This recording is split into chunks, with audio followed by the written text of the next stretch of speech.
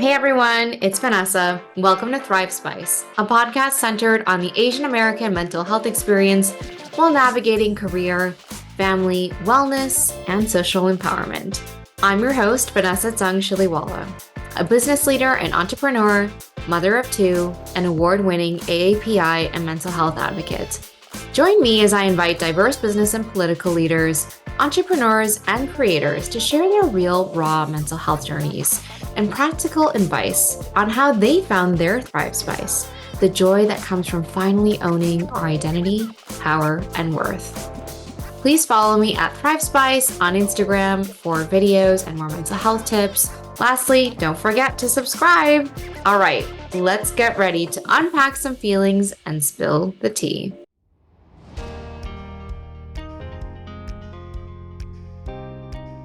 Hey everyone, happy AAPI Heritage Month and Mental Health Awareness Month.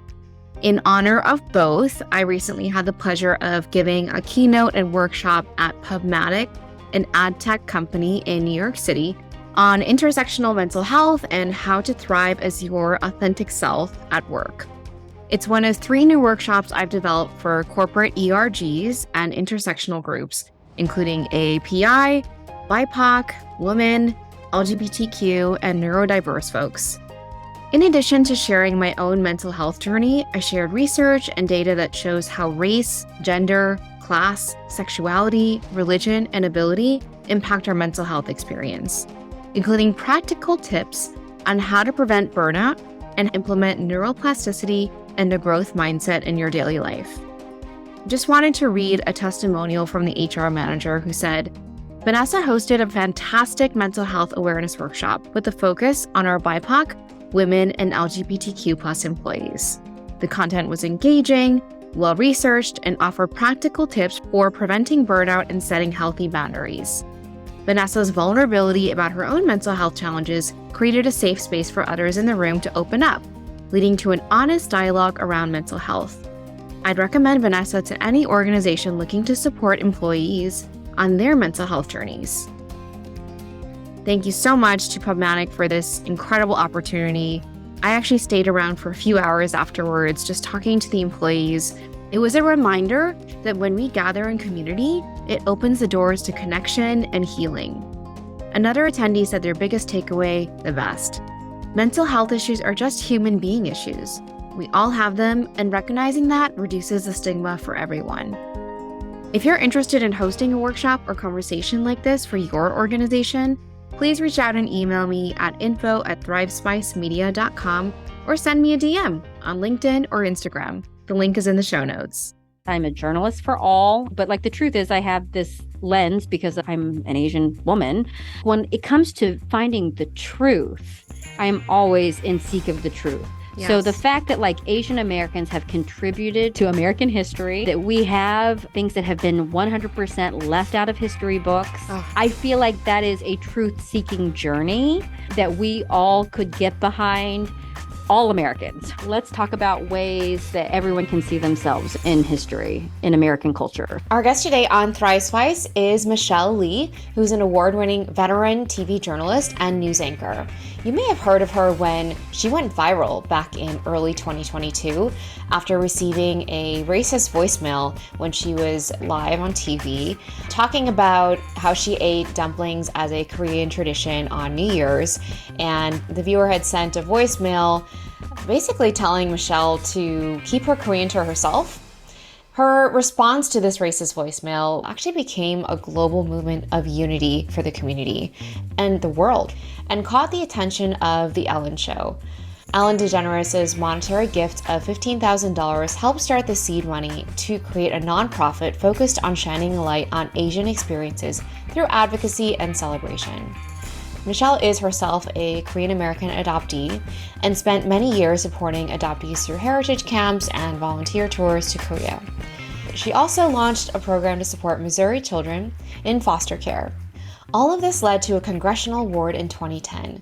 Michelle's journalistic work has been honored with a National Peabody Award, several national Murrows, and multiple regional Emmys, often dealing with race or gender inequities. Michelle has appeared on CNN, NBC, CBS, ABC, and The Washington Post. Michelle currently resides in St. Louis with her family. She is at Michelle Lee TV on most platforms.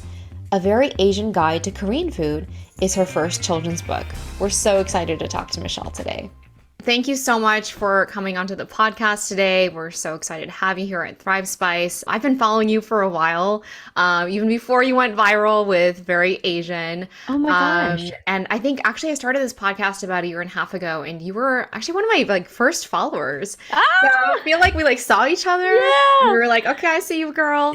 And I'm also Asian American from the Midwest. So I was like, oh, this is interesting. And I'm also a mom of young kids. So I was like, Yeah. okay, I feel like this is someone who I can really connect with. But I didn't realize you were an adoptee until recently. So I was just kind of learning Oh, more about you. And I also grew up in the Midwest where there truly were not a lot of Asians. So yeah. I can only imagine that's another layer just to peel back in terms of, growing up in the Midwest. I was also one of a handful of Asians in my high school. And of those, actually at least half were adopted. So I think it's Wow. pretty common out there. So I'd love to actually learn a little bit more about your own mental health journey as a Korean adoptee, raised by white parents. How did that impact your sense of belonging and Ooh. identity, especially when it came to culture and community? Well, thanks for everything. I feel like it's been a journey, and I think so much of it intersects with growing up, going through adolescence, living in the Midwest, discovering who you are. And really, sometimes I felt totally alone. I mean, ideally being the only person in your class, or something like that, that you are actually alone. But that doesn't necessarily mean you're lonely all the time. So I definitely feel like I had to navigate through extra challenges that other people didn't have to navigate through. And then at the same time, there are times when I feel like, oh my gosh, I had the most wonderful, beautiful childhood. We had so much fun. I felt mostly accepted. But you can always feel like I remember when we started dating, when my friends, and I started dating, there would definitely be people who just weren't interested in Asian girls, or were really into Asian girls. Right? So, right? And so to me, it's like having that extra thing to deal with sometimes felt really overbearing. And I think the thing that adoptees, at least when I talk to people, you kind of feel like a double shame. And I am not ashamed of being adopted. I'm not ashamed of being Asian. I'm not ashamed of being Korean. But as a kid, I would get made fun of occasionally for being different, right? For being Asian. Or we would be learning about the Korean War and I would feel everyone's eyeballs on me. Like I would know the answers or something just by being Korean. But then when people would make fun of me, I sometimes wouldn't I would also be like, I don't understand the joke because maybe I hadn't been exposed to the things that they were talking about, or I just wasn't Asian enough to even defend myself in that way and didn't have anyone backing me up because they weren't into the right cultural things, they didn't know. I just felt like double shame. I was embarrassed to be Asian, but then I was embarrassed to be adopted because I didn't have anything or anyone to really back me up to be like, well, that was a stupid joke because it doesn't even make sense. Because if you knew, then you would know this. I don't know if I'm making sense or not, but Yes. I feel like always felt like, oh my God, I have no idea what people are talking about. And then that was before the days of Google, where you could just Google everything to learn. So Oh you were my like, I don't gosh. understand that. Yes. And there was a time when I was in junior high when Full Metal Jacket came out, that movie, and that ruined my whole adolescence because I mean, kids were so mean and they were throwing money at me and saying $5, all this all these terrible things. And I felt like I didn't even know what they were talking about. So that was embarrassing. Every day I was like, oh my God, what's going to happen to me today? And back then, I also think people didn't look at racism as a bad thing necessarily. It was just like, oh, Michelle, get over it. Hmm. I remember one time a kid, oh God, he called me a gook or something. It was, terrible. And he was doing other things. And I told him to F off. And I got in trouble. I remember I got in trouble at school because I had used a cuss word and I had back then, that's when they paddled kids too, Oh, consistently. So it was like, Michelle, if you ever say that word again, you're going to get the paddle. And I was like, well, No. what about this kid? He was making Oh fun my of me, and it God. was like, no, you just can't cuss. So there were just so many hard things to navigate. And I think with my parents being white, they were also like, I don't know, like they were definitely my biggest advocates, but at the same time, they were also navigating this on their own too, and being the minority, even though they're not Asian, but being the minority family, to be like, well, we don't know how to deal with this, and you're probably going to encounter this again in your lifetime, so we're going to have to figure this out, but there was no like, I'm going to go to the school board and I'm going to make changes. There was none of that, so I think it was just an extra layer to navigate, and sometimes could be really challenging, really hard. Yeah, thank you for sharing all of that. I can definitely relate and empathize with a lot of that experience, even though I'm not adopted. But growing up in Wisconsin, like I also got made fun of really early. I had kids like doing the eye pull thing. Yeah. Like I got called like banana, even like growing up in high school. And I always felt like I can identify with that double shame you're talking about Hmm. because you feel like you're supposed to fit into one way and then, just because of the way you look. And then it's hard when other people are, they have assumptions about you and they don't Yeah. match up and you just constantly feel like you're disappointing some other side. Yeah. I think that navigating like a multifaceted identity is something that actually breeds a lot of resilience when you're a kid and you're growing up, and you kind of have to grow up pretty fast and learn how to stand up for yourself. And I can definitely see that in you, that you learn that at a young age. At the same time, it's not fair, right? Like we shouldn't Right. have to learn how to demand justice at such a young age. So I can definitely just empathize with that experience. And I can see how it kind of molded you into the way you are today. And I think that's so beautiful. Oh I gosh, thank also, you. of course, and I feel like Asian American adoptee stories are finally entering mainstream media with Kevin Kreider from Bling Empire. And I Hmm. also recently watched Found, that adoptee film about three Chinese American sisters. They're trying to I find have their not seen that birth yet. It's parents. on my It's list. on Netflix. I was Oh, like ugly crying by the end. I was just oh like, oh my my God, gosh. this is like, it's so emotional. And I don't know if you ever tried to find your birth parents. What's your journey in terms of like Oh that yeah. whole narrative? Well, I actually, just from being in adoptee groups, I feel like my story is very similar in many ways and then very unique in many ways. Mhm. So when I was 18, I went to Korea on I think back then they called them birthland tours or motherland tours. And so I went back to the motherland and I ended up meeting my birth family on accident. It was completely What? not planned, and that's not, and like we didn't follow protocol, so to speak, but Okay. you can go back and look at your file. So that's what I did. I said, I'd like to look at my file. And I remember I had never really allowed myself to want to look for my birth family. And I think I was always curious, but at the same time, happy enough to not want to let that surface, but always kind of wondered, like, I wonder who I look like or where this comes Hmm. from. Yeah. And but anyway, so when I got to Korea, it really hit me because I was like, oh my gosh, like Korea is the size of Indiana, like every woman I was looking at, like, could this be my birth mother? I went to the office, I looked at my file, and I said, okay, can you help me find my birth mother?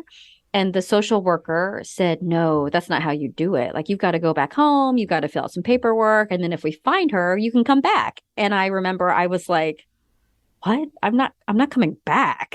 And I started bawling, and like hyperventilating, kind of bawling. I think just the weight of it hit me. And what ended up happening was the social worker felt so bad for me that when I left the office that day, like I left the office thinking I would never find them and I just needed to move on. But the social worker had apparently just made a phone call, called my birth mother, and said, hey, did you have a daughter on this day? Because she's here and she wants to meet you. And so the long story short of it is that my birth parents are still married. And I have two older sisters who are like full-blooded sisters, and then one younger sister. And my two older sisters are exactly 12 months apart. So you can imagine. And Mm. then I was the third child. And so when my mother was pregnant with me, my father was working on a ship like overseas. And she went to a free clinic to give birth. And the stories have kind of changed just a little bit, but my understanding is that no one visited her in the hospital. And, here she had a 3-year-old and a 2-year-old, and then was about ready to have a newborn. And she just relinquished me on the spot.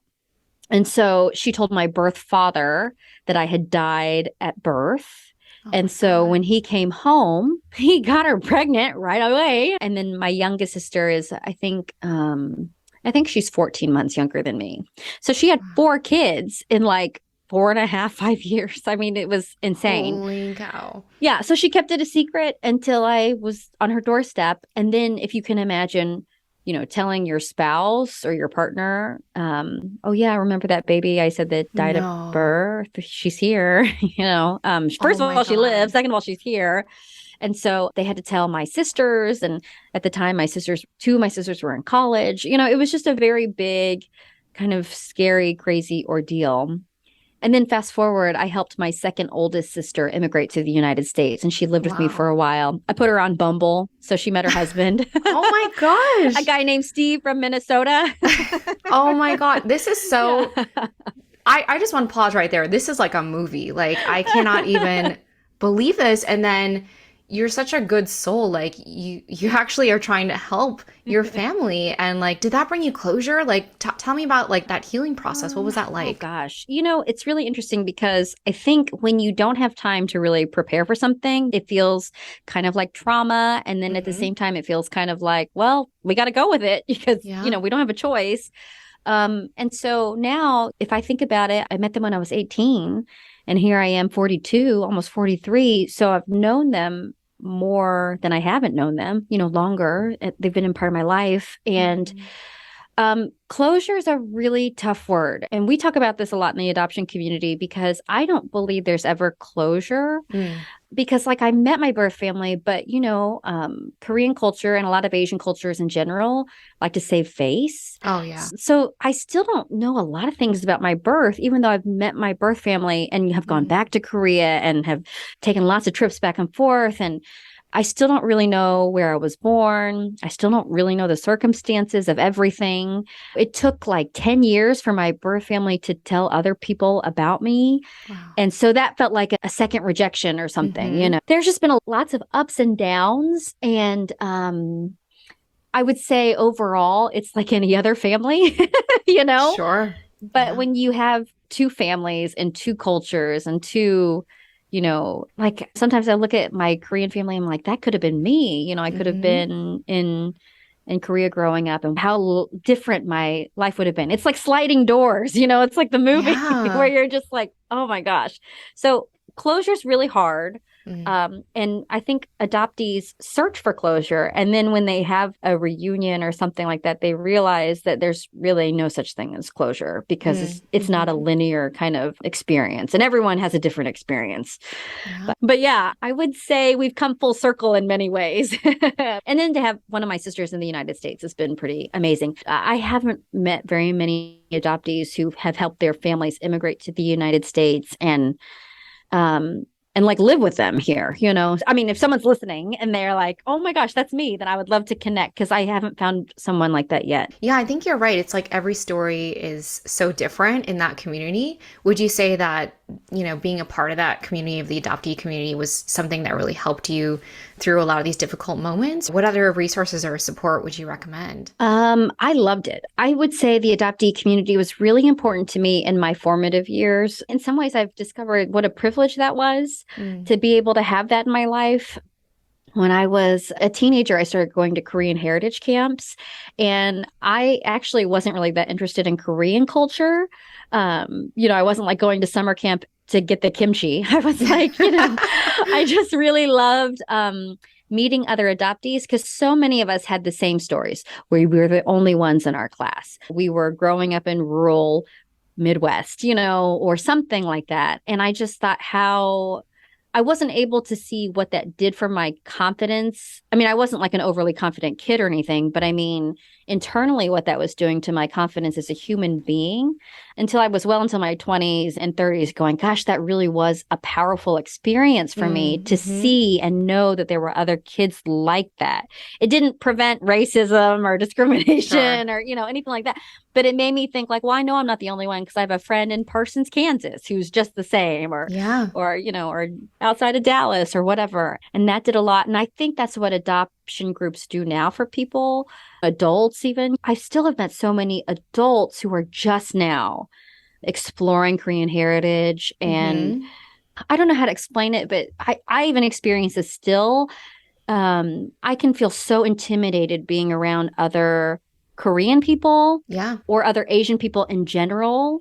And like pronunciations or food things, sometimes I'm like, oh man, am I really qualified enough to be Asian enough to talk about this? I didn't grow up on the coast. I don't have Asian parents, and but then but then you go out into the street and you represent every day. And, and that doesn't stop you from getting made fun of. Right. Yeah. I can definitely relate to that. There's like this weird imposter syndrome that happens, especially when you grow up in the Midwest. And like you, I'm like a little bit less fluent. I've been called banana or whitewashed. I sometimes can have that anxiety about being with a lot of Asian Americans, especially when I moved to New York City at the age of 18 to go to college at NYU. And I was like suddenly surrounded by coastal Asians. They were like, we don't have people like you in the Midwest. Like, what do you mean you're from Wisconsin? That's impossible. And like, it was just trying to figure out like, where do I fit in? There is this kind of like, as you said, like, am I Asian enough? Am I too Asian? And then, I think whenever we experience racism or, feeling less than, it just reminds us that to most of the world, we look the same to them. And I actually this is a perfect segue into my next question, which is really about representation, as well as I know you've done some recent work with the Status Index, which reported that 42% of Americans can't name a famous Asian American, despite the vice president being one, and 80% of the AAPI community say they face racism in the US, which is not news to any of us who are in that community. A lot of your work, I know, deals with these kind of gender and race inequities. And I remember you had posted something on your Instagram a while back sharing how you had faced explicit discrimination in job interviews as an Asian American journalist. And for me, growing up, I know there was like Connie Chung, and that was it in terms of like who was out there on screen. So I'd love to kind of like take it back and understand, when did you know you wanted to be a TV broadcast journalist? And what do you think has kept you motivated and proud to be very Asian? The recent spike in anti-Asian hate crimes, and of course, the very public incident you endured. Yeah. Oh my gosh. Okay. So many. Oh, so good. Well, going back to the status index, I feel like that is such a powerful data set, where we can say no one can name a prominent Asian American. I mean, it was like Bruce Lee. Yes, right. Jackie Not even Chan. alive. Yeah. Right. I mean, and it's to me, it's just telling. I'm like, you don't even know. Have you guys ever heard of Bruno Mars or Olivia Rodrigo? I mean, there are just so many other Asian people that I'm like, wow, that's insane.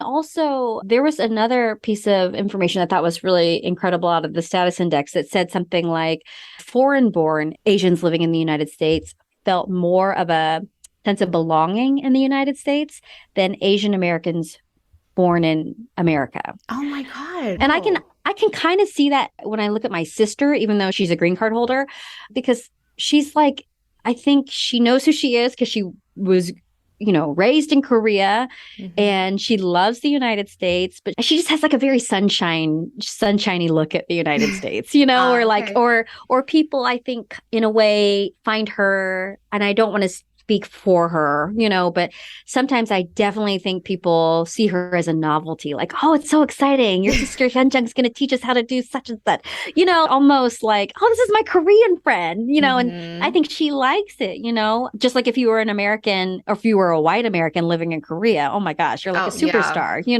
Yeah. So I always think that the status index is really fascinating.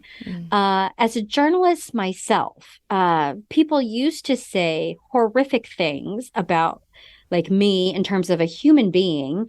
But at the same time, people don't say it now, but I don't see things changing at a rate that is equitable. For example, I remember people used to say, well, Michelle, you can't get a job here because there's already an Asian person here. Right. And I'd be like, okay, because that, I mean, any Asian person who's, older than 30 has probably experienced that. I used to also, because I grew up near Kansas City, only wanted to work in Kansas City or St. Louis, and was always told, for whatever reason, wasn't going to get the job. But I knew at some point when I was actually ready and capable, like when like, no, that I'm qualified for this job, Oh, yeah. and I'm good enough. It's not just the qualifications, but I was like, I'm good enough. I know I am. And people would find a reason not to hire me. And I would always see who it was. And it was always, honestly, it was always a blonde person or someone in the Black community. And I think because even when I moved to St. Louis, there was an alderman in the city who said to an Asian alderman, in fact, the first Asian American alderman elected in St. Louis, there was a statement where this older Black alderman said, well, I know you're new here, but St. Louis is a Black and white city. And I don't mean to cause up beef, in St. Louis, but I mean, that is the sentiment that like Asian people don't exist in the Midwest or don't exist in St. Louis. And so when you're hiring for a news job, you want to be a part of the representation. You cannot like be in St. Louis and have an all white like staff, you just can't. But are Asians a part of that conversation? If your news director doesn't believe that Asian people exist in the Midwest or, doesn't have any kind of idea that Asian people are in your neighborhood, then you think, okay, well, they don't make up enough of the population to really want to hire someone like you, Even when I worked in Seattle, I worked at King 5, which is a legacy station, and I love the station so much. But they never put two Asian people together, even though in Seattle and on the West Coast, it's often the majority minority is Asian. And I asked a veteran anchor by the name of Lori Matsukawa, and this is like not a secret because you could just turn on the news, and notes for yourself. But I asked Lori, who was like a trailblazer in the Asian American Journalists Association, and she retired a few years ago. I said, hey, did you ever anchor with an Asian co-anchor? And she said, never. They always put me with somebody else. And so, you would never blink twice at two blondes anchoring together. But two Asian people, oh my gosh, that's just crazy. What's happening? Yeah. And that's still an issue today. It's still an issue today. I remember I was in a newsroom and the general manager of the station, the person who runs news and operations and promotions and marketing, someone said, hey, are we going to maybe potentially have a Spanish speaking newscast? Because we had kind of a large population who spoke Spanish. And our competitor was doing it. So that's why they asked. And I remember our general manager said, well, minorities only make up 3% of the population. So we just don't have a business plan for them. And I was shocked that someone would say it like that because we had just covered a tornado where a bunch of communities that were primarily Spanish speaking communities had some trouble with the tornadoes that we had just recently had because they had not had that experience and there was no one kind of advocating for them during tornado season. And I had covered a man who lost his baby in a tornado. But anyway, I was so shocked by that because I mean, but so that means you have 0% representation. To me, it's like it has more to do with just knowing who's in your market, knowing the service that you needed to provide. Like even in St. Louis, we had a Chinatown that was 100 years old. So it had been in St. Louis for almost a century. But if you go around the table or the community and you say, hey, do you know anything about Hop Alley? People won't know what you're talking about. And to me, you can't say that St. Louis is a Black and white city knowing that we had a Chinatown for 100 years here, starting in the 1860s. You know what I'm saying? It's just this idea of like Asian people have had a place in history in the United States. Asian people have existed in literally every single town in the United States. So this erasure of history is an issue. And then it just kind of compounds to where we just write people out of existence. The Asian American Journalists Association looked at the top 20 broadcast markets where like 46% of Asian Americans live are in the top 20 markets. And we were grossly underrepresented on television in your local news. So, like if you're looking at Wisconsin, you're looking at Milwaukee, you're looking at Madison, Wausau, to me, if you're not seeing that representation, then you don't even know that people exist in your neighborhood, right? And then you grow up and maybe you run Kohl's because you're from Wisconsin or whatever. And so then you're not looking at anything from a different lens because you just didn't grow up thinking that Asian people existed in Wisconsin, right? Or something like that. But it's just this idea of like constantly having to prove to people that we've been around, that we exist, that we have contributions in our communities, and that we deserve a seat at the table. Oh, but amen. I've had a lot of challenges in my career trying to get hired. I used to have people say, you'll never have a career unless you go to the West Coast. And I was like, but I'm from the Midwest. I want to be in the Midwest. And so then I went to the West Coast, and I loved it there too. It was hard. It's been hard and challenging to be in broadcasting. My name was not Lee when I started, but after like 10 years of being my adoptive name, like my actual name, when I finally left Missouri the first time, after like 10 years of being in the business, I changed my name to Michelle Lee. And that's another thing. I have a friend in Seattle. I mean, that's a big market. Her last name, and she's written about this, her last name is Chewin. Simony Chewin. And a white news director said, Chewin is too hard to pronounce and people won't remember it. So we need you to change your name to Kim. And so she was Simony Kim on air. So she was like, now people don't know that I'm Cambodian. They think that I'm Korean. Oh my God. So it wasn't even her ethnicity. Right.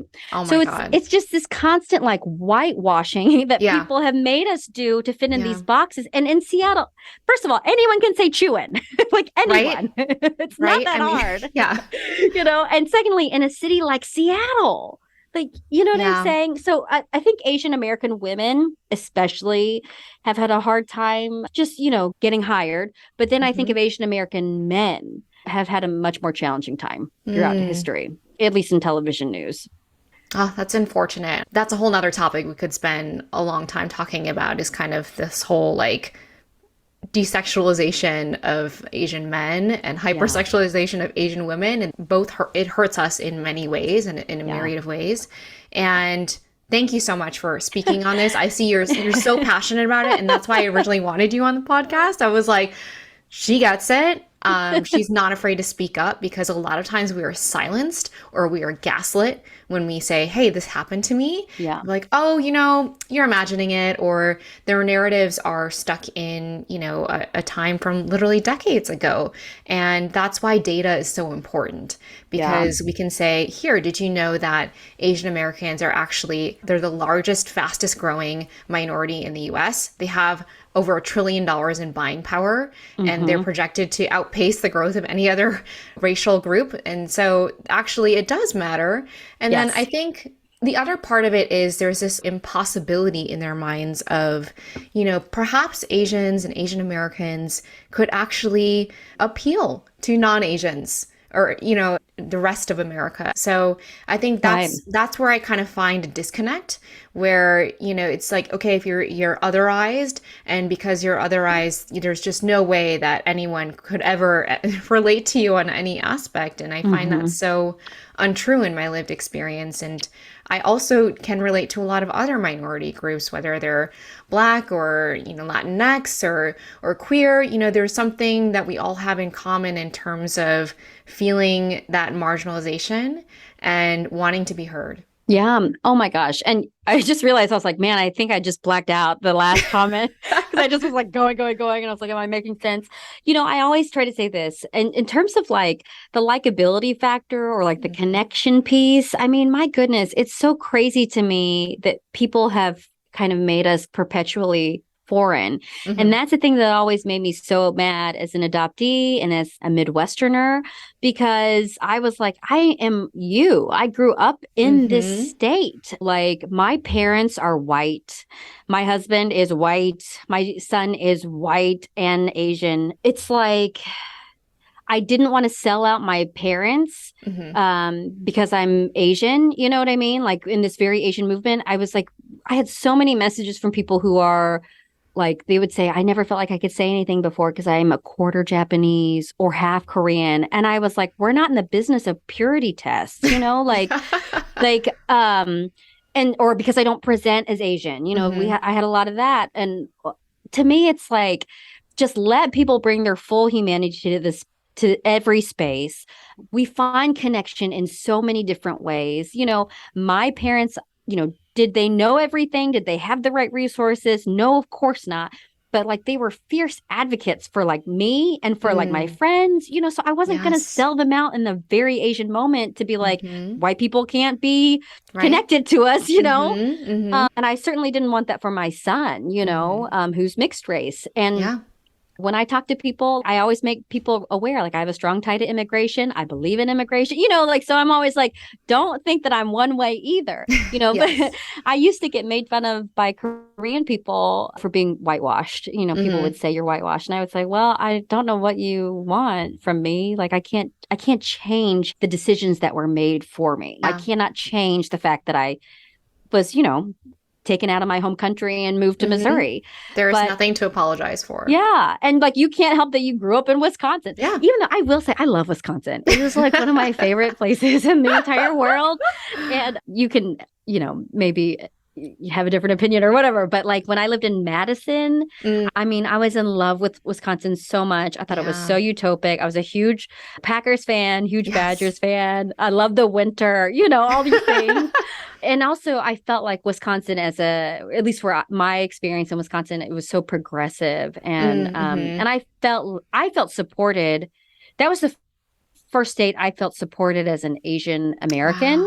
Wow. But maybe that was in Madison. Like I don't know if that was a Yeah. different vibe. It definitely is. I had a sibling who went to University of Wisconsin-Madison, and they definitely had a very like liberated, progressive experience there. And so I know they wouldn't change anything about going to Madison, and they also found like that community there. And so I think that's so beautiful that we can find these pockets of community. And I know that my sibling certainly shares that. And I definitely want to talk about your children's book launch, A Very Asian Guide to Korean Food.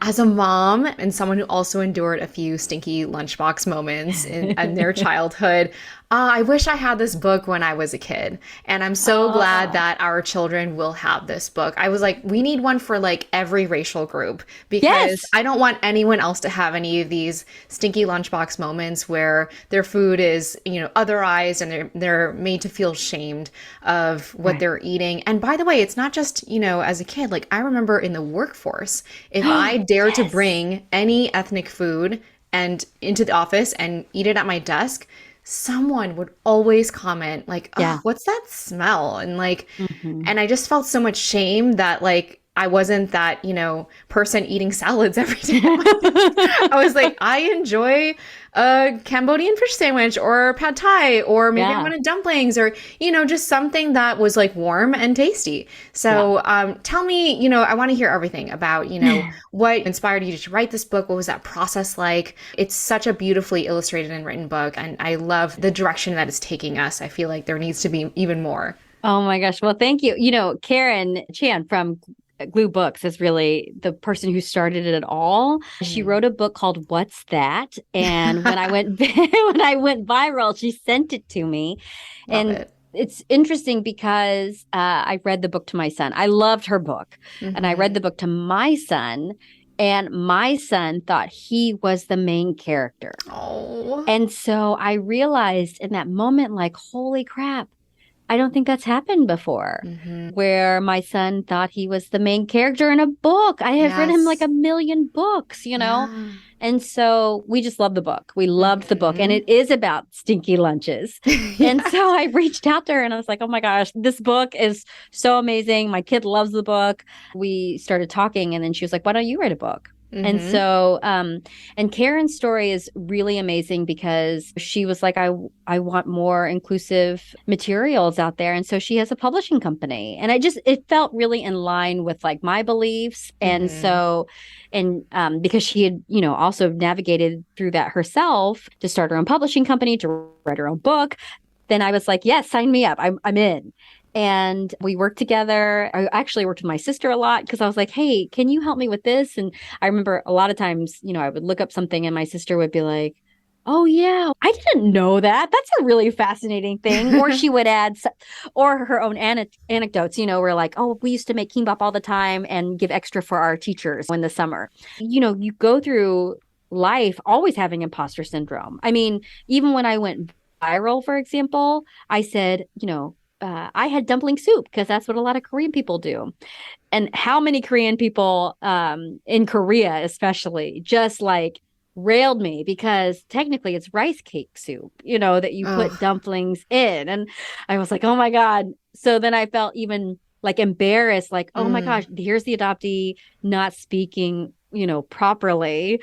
So then I was like nervous about the book, like I was like, I know what I like and I want to write about things, but also, oh God, please help me, So anyway, it was just a really fun thing to do because we were like, okay, let's talk about these foods. Let's talk about fusion foods because there's not a lot of stuff about Korean tacos or just fun things too that make it seem, I guess, kind of Americanized, right? Like kimchi fried rice, just fun things. And so we just put the book together, and then Karen found the illustrator, Rebecca, and she's amazing. To me, gorgeous. The book is not.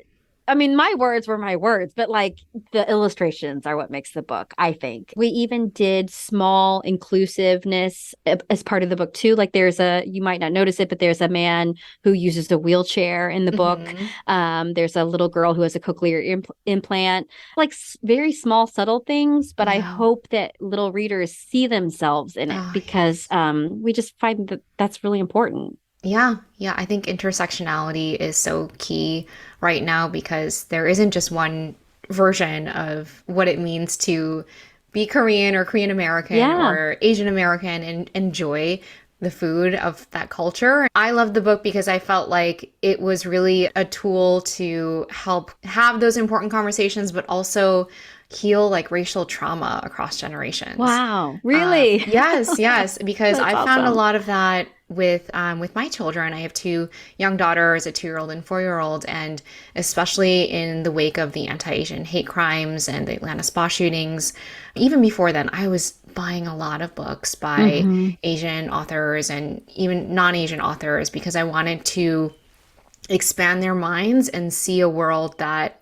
I didn't grow up honestly with. Yeah. To your point about your son seeing himself as a main character, I feel like so happy that my girls have multiple books where they're like, oh, that's me. Like they'll literally point at the picture like, that's me, that's Mila, that's Ariana. Like Eyes That Kiss in the Corners by John Ho is like one of our favorites. And so she's always like, oh, the older sister is Mila and the younger sister is Ariana. And like, I just love that because I didn't have that growing up. And I think it's just a human yearning, right? To see ourselves represented. And I think a lot of us have coped for so long without seeing that. We've gotten by. We're in survival mode. We're fine. But like, as a parent, I felt like I had to deal with a lot of those issues as an adult and be like, oh, wow, like now that I'm parenting someone, I have to deal with a lot of my own stuff that I didn't necessarily think about before. So I'm curious for you, like, did that come up, parenting your son? Oh my gosh, yes. And it drives like so many of my decisions, because like it didn't really bother me that I didn't see myself. But then when you look back and you go, what in the world? Like we've been advocating for everyone but ourselves, and you end up being a part of the system that is designed to erase you basically, I know. Because that's how we survived. I'm not even gonna try to support this other Asian person coming into the newsroom because I don't want her to take my job. I mean, I don't feel like that now, right, but you definitely could be like that, right? That's what we saw. Because there can't be two of you, so one of you got to duke it out. And then even just like, never seeing a dark-haired girl, in a book or something, just little things like that where it's just one brushstroke would have made the difference. And then, I think now because my son is mixed race, I'm also like looking at material that's a little bit more nuanced. and then I think like, oh my gosh, is my story that unique where I'm an adoptee having a mixed race son? And then I'm like, of course not. There are like millions of adoptees, didn't see or hear those Yeah. stories. And I can definitely relate because I also have multiracial children. They're also half Indian. And Hmm. so I feel like I've had to represent like so many like sides of culture, but to me it's a privilege. To me Yeah. it's like I get to, amplify so many different ways of being in different cultures and different religions. And we have books about like hijab and Muslim culture and Hmm. just multitudes. So I feel like where we grew up in a world of like scarcity and being put into a box, my hope and wish is that we grow up in our children and we kind of heal ourselves in a world of multiples, and two things can be Yes. true. And, Yes. we don't have to just fit into one box. And so that's what I love about the fact that you are this author of this book on Korean Oh, food, oh my because gosh. it doesn't have to be, the foremost expert on, Right. Korean food who's been a, I don't know, sixth generation chef or something. Like, it doesn't have to be that person, right? Right. And I feel like food history is something that's being rewritten constantly, Hmm. and people are innovating on cuisine and kind of adding their own flavors and takes on things. So to Yeah. me, it felt right. Oh. Oh my gosh. Well, thank you so much. Even though I had this name, Michelle Lee, and even though I was like presenting as an Asian person on TV and all these things, I still would get nervous around like being around Korean people Yeah, sure, or sure, something. sure. And I remember one time I was in the newsroom and this woman who's Korean American asked me to translate something for her. And I was like, but don't you know Korean? Because I'm like, you have Korean parents, you go to Korea all the time. Like, don't you know Korean? And she's like, I don't speak Korean. And it really, that's all it took. And granted, I was in my 30s, but it Hmm. reminded me of like, you know what? She never doubted she was Korean, Hmm. even though she couldn't speak the language. And here I was, studying my ass off, like taking, 2 years of Korean language, to like Yeah. try to speak and try to do all these things. And because I wasn't feeling like I was Korean enough Hmm. to talk, to Hmm. speak the language, to write a book, like all these Yeah. things. But at the end of the day, we all have to be intentional about the culture that we're bringing into our lives. And we all have, as an Asian, especially Asian Americans, we have another subculture, Hmm. um, and so, like, there's no shame in learning. There's no Yeah. shame in exploring. And you are absolutely right. We cannot live in our own little box. We're not, our next generation of kids likely will not be in a silo, So, like, Absolutely. and so, yes, like when we bring Polish culture into our lives or Korean culture into our lives, because my son is Polish, Dutch, and Korean, then it's Awesome. like, that's all an effort. Because my husband doesn't Hmm. know his Polish background either, So Right? it's just like, let's just chill out, about some of the stuff that, some of the race and the culture wars. Oh my gosh, like Yeah. I we I have a think right to be proud of who we are.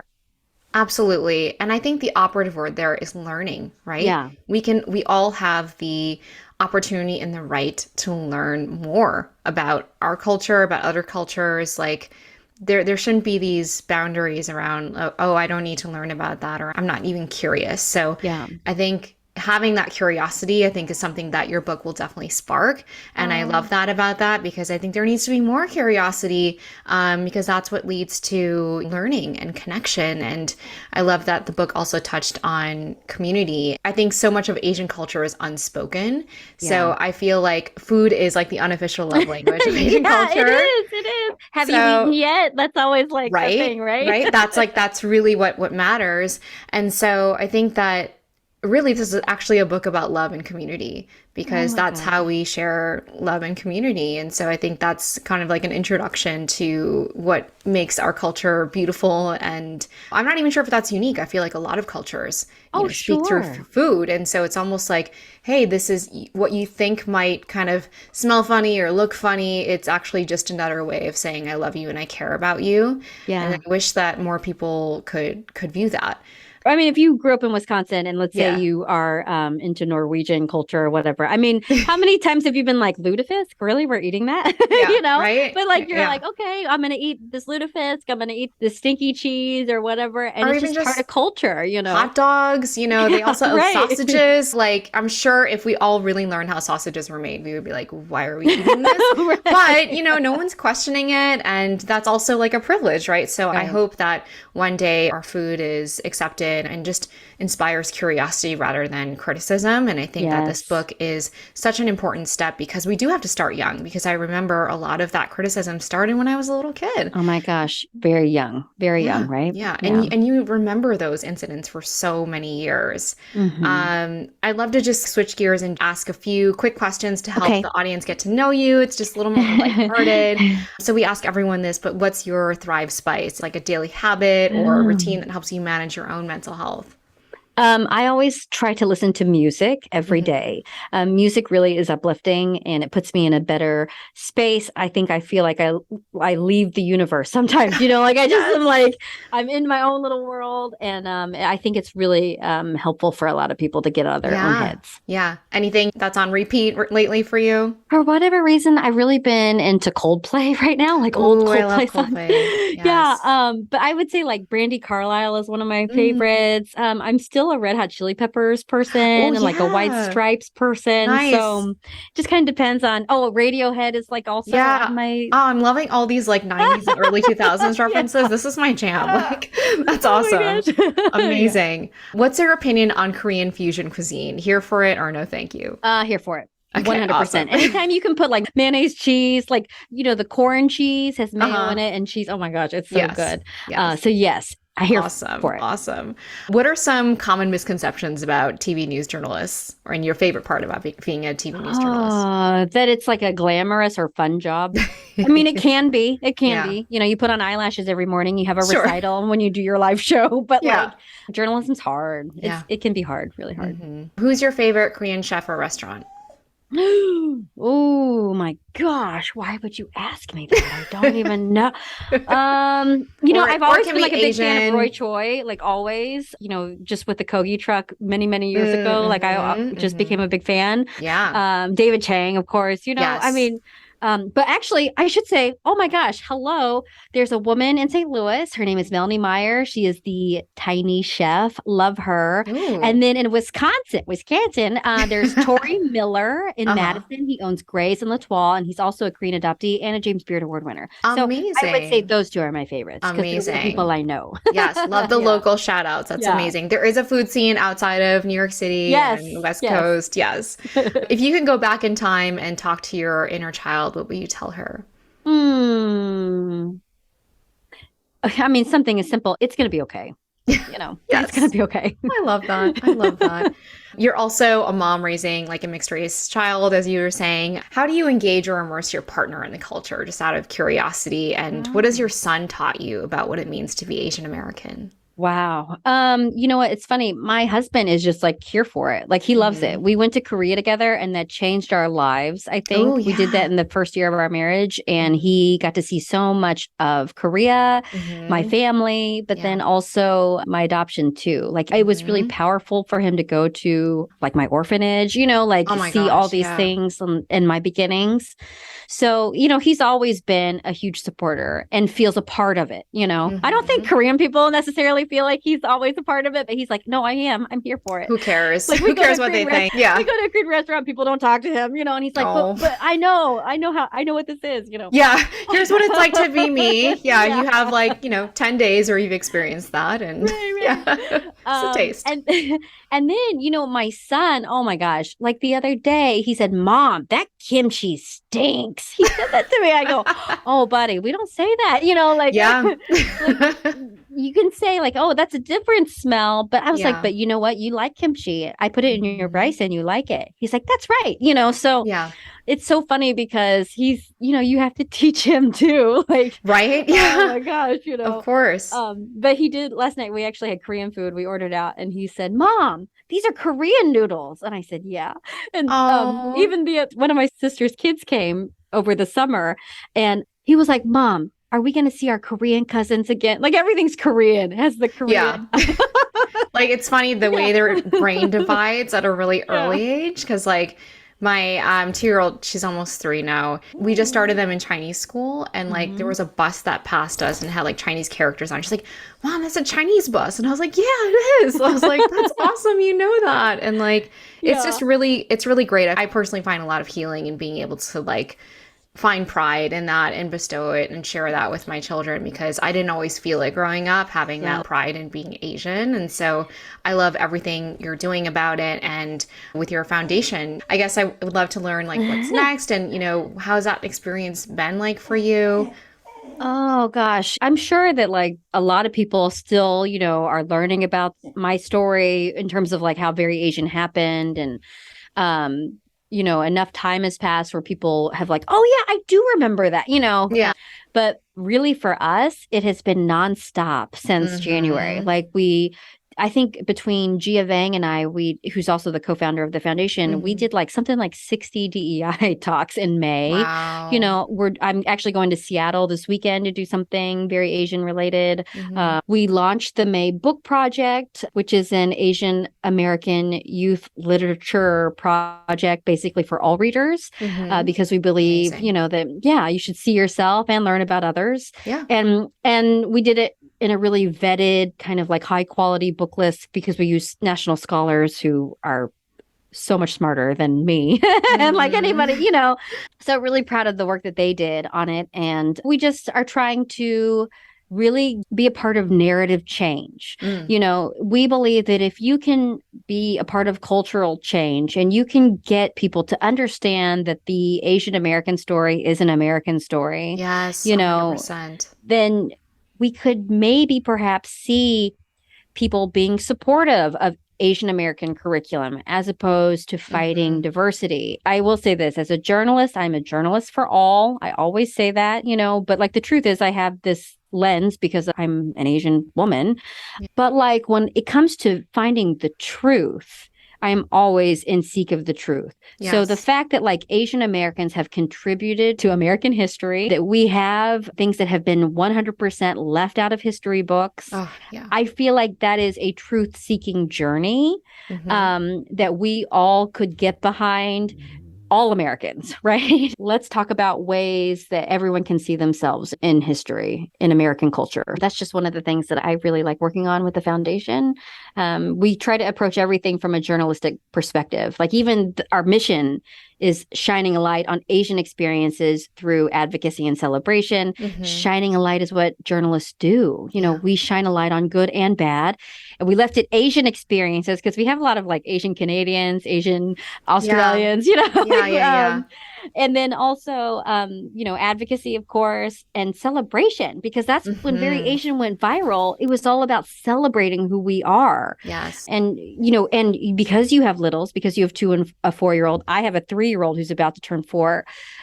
You cannot live in trauma or grief all the time. Like your little kids will pull you out of it so fast. They call me out on it like as soon as it's happening. Like, Mommy, why are you sad? Like, let's play happy songs. You have to be, strong and resilient for your children. And that means kind of dealing with a lot of the injustices. Certainly relate to a lot of the mission and advocacy work you're doing. And of course, the celebration part, because Asian joy also deserves a spotlight. So I think a lot of the headlines have been around, well, I don't know if sensationalizing is the right word, but personally for me, when I see a lot of like violence or racism against Asians, I get triggered. And so, part of my mission has been also to kind of uplift and celebrate the moments of joy that we do experience in our daily lives. Thank you for saying that, by the way, because it does feel very one note to me. And granted, we can't have joy without safety. So I'm not, I'm 100% believe that. But it's kind of like working in news. People say, oh, I don't watch the news because it's all bad news. Right. And there is a part of it that's like, if it bleeds, it leads. But you're missing out on so many issues. The fact, if you follow Stop AAPI Hate, they'll say most of the things that are reportable aren't really crimes, but they are very serious. So we need to look at things like language access. We need to look at other things that will solve community problems. And then on top of it, if you're living in Wisconsin or Missouri, it's not necessarily the same headlines that you're going to see out of San Francisco or New York City, right? And so I don't feel worried necessarily about my safety on a normal basis. I mean, I feel worried about my safety just because I'm a woman, because I come into work at 2:00 in the morning. Yeah. But like, But, I'm more interested in other issues. The fact that Wisconsin banned a book on Japanese internment, that is something that bothers me, right? Yeah, that's wrong. Yeah. And so, those are things that I think in terms of cultural change and that narrative change, you have to get outside of the news cycle that we're used to so that you can actually make changes for the next generation.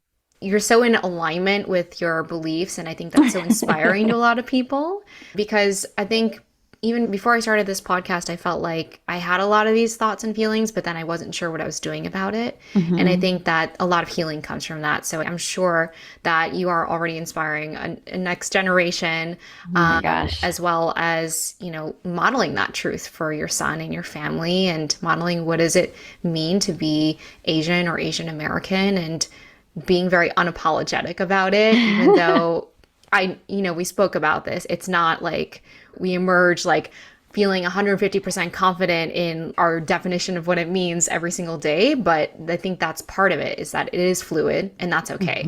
Yeah. And thank you for all your work. Are you kidding? Like, I love listening to your podcast. I just love, and I love the celebration of being Asian too. I love the celebration of being so many other things, a mom and a wife. And, even like when I was living on the West Coast and loved it, I still like missed Midwestern sensibility in many ways, like I was People like, are so nice. Yeah, I definitely miss that, especially out here in New York. Like, it's not the same. Yeah. Oh my gosh. Well, we're going to have to do an event, a very Asian event with you in New York. Oh, I would love that. Yes. Please do keep me in mind. Well, thank you again. It was such a pleasure. I'm just so glad that we finally got a chance to sit down and chat, and truly just very appreciative and in gratitude of the work that you're doing to inspire, engage, and uplift our community. You do not have to make any apologies about how Asian or not Asian you are. You are enough. So thank you again, Michelle. Oh my gosh. Well, thank you. Thank you so much for joining us here today on Thrive Spice. If listening to our podcast helps you feel seen or heard, or you found yourself saying yes while you're listening to one of our podcast episodes, or you simply believe in our mission of breaking down the cultural and social stigmas that prevent Asian Americans from reaching their true potential when it comes to mental health, family, life, and business, please leave us a 5-star review on Apple Podcasts or Spotify. Consider booking a Thrive Spice Mental Health Masterclass workshop, or share a link to our podcast with a friend or family member who might benefit from being a part of our Thrive Spice community. Don't forget to follow us on Instagram at Thrive Spice, subscribe to our podcast, and be kind to your mind.